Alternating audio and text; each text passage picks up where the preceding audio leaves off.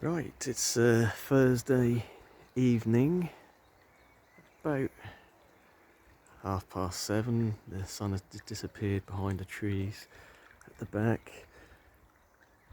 Really just want to do an update on an area that was starting to look a bit rough near the cordylines.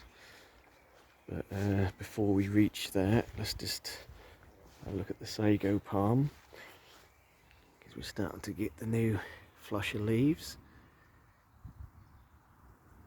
So it won't be long now before that flushes out. We can cut off these rough old leaves. But let's get to the point.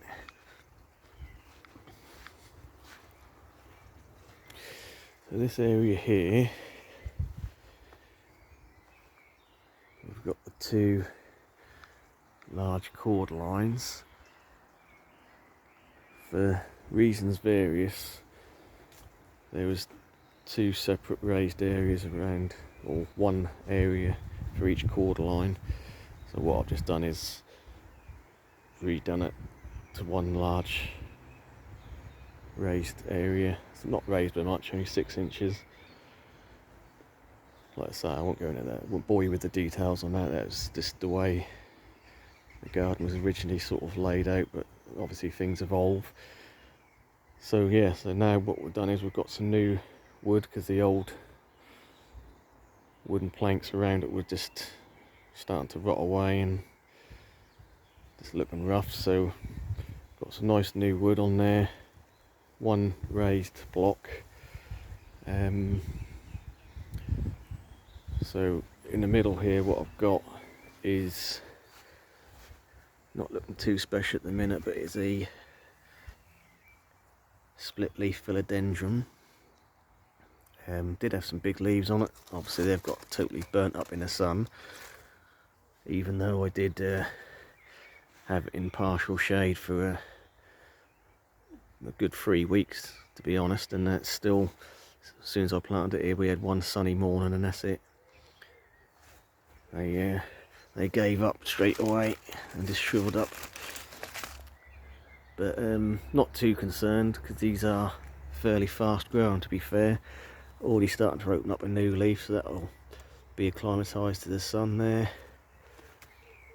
And yeah, there's another one coming here, so hopefully that'll adjust just fine and fill out a little bit for the season. But yeah, so that is actually just dropped in a pot, and I've backfilled soil around it. The only issue I had was this Mahonia soft caress, which was at the original soil level, which is 6 inches down. So I just took a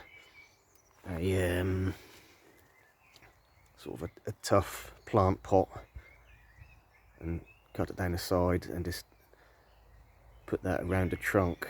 So obviously I didn't want to raise the soil level up around the trunk and kill the plant.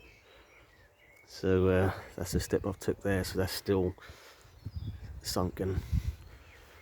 But this is a shady area, even though it got burnt up. It does get the morning sun underneath the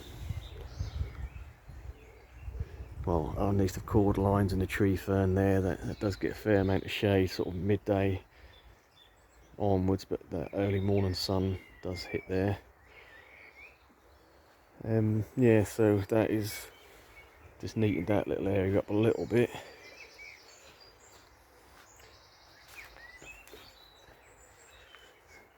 And out of interest, this is a self-seeded cordyline here from the big plants here. So that's just dropped a seed and that's grown quite nicely. So I've left that, and we have got another one down here which is done the same. And in fact, there's another one here. So they do self-seed, these cordylines. Actually got a couple further along, one there as well. But yeah, I mean, I thought I'd just show everyone that I am trying to neaten up the garden bit by bit.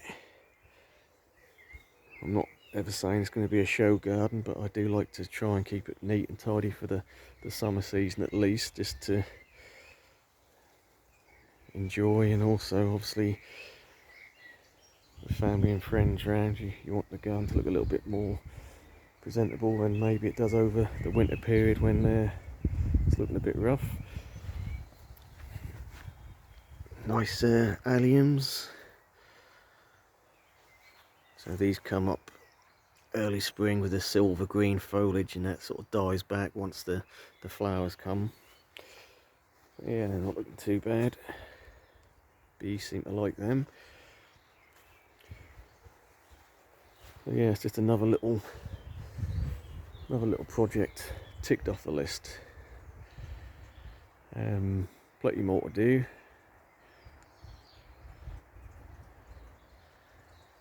But yeah, it's starting to take shape now. Right, I'll leave it there and catch you on the next one.